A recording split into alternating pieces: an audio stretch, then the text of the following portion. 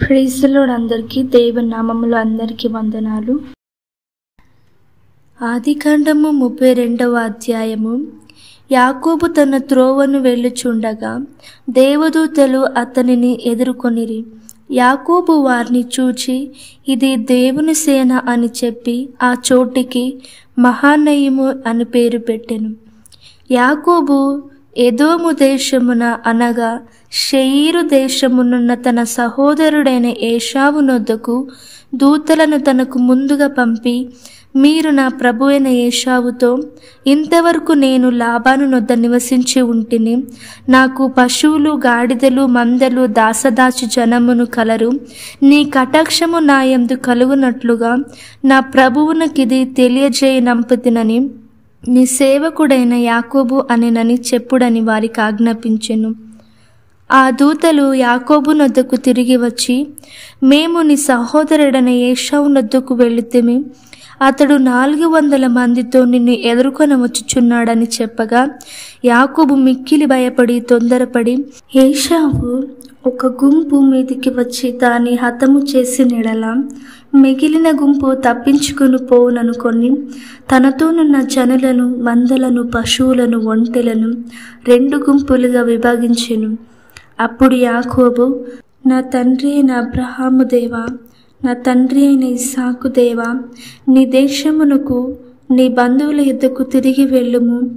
నీకు మేలు చేసేదనని నాతో చెప్పిన యెహోవా, నీవు నీ సేవకునికి చేసిన సమస్తమైన ఉపకారమునకును సమస్త సత్యమునకును అపాత్రుడను.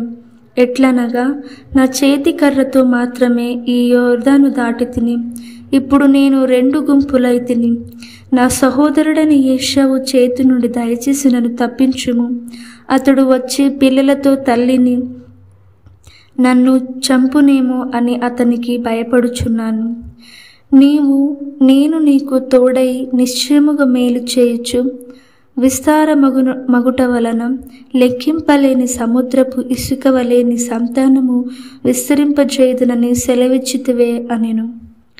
అతడు అక్కడ ఆ రాత్రి గడిపి తాను సంపాదించిన దానిలో తన అన్న అయిన ఏశావు కొరకు ఒక కానుకను, అనగా 200 మేకలను, 20 మేకపోతులను, 200 గొర్రెలను, 20 పొట్టేళ్లను, 30 పాడి ఒంటెలను, వాటి పిల్లలను, 40 ఆవులను, 10 అబోతులను, 20 ఆడుగాడిదలను, 10 గాడిద పిల్లలను తీసుకుని మందను వేరువేరుగా తన దాసుల చేతికి అప్పగించి, వీరు మందకు నడుము ఎడముంచి నాకంటే ముందుగా సాగిపోండని తన దాసులతో చెప్పెను.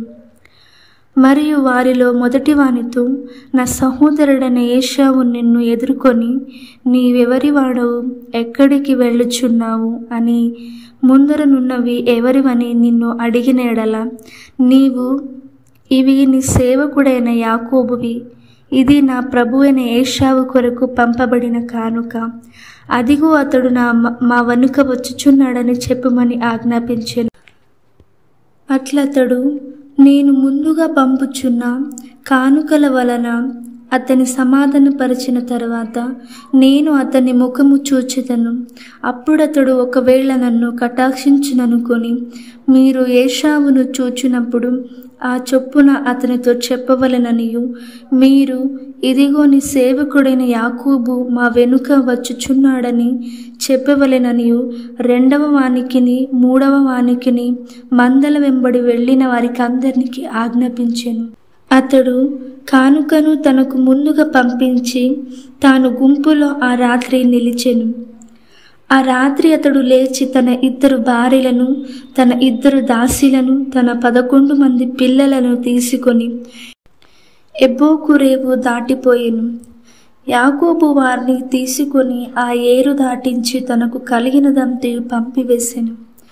యాకోబు ఒక్కడు మిగిలిపోయెను. ఒక నరుడు తెల్లవారు వరకు అతనితో పెనుగులాడెను. తాను అతని గెలవకుండుట చూచి తొడగూటి మీద అతన్ని కొట్టెను.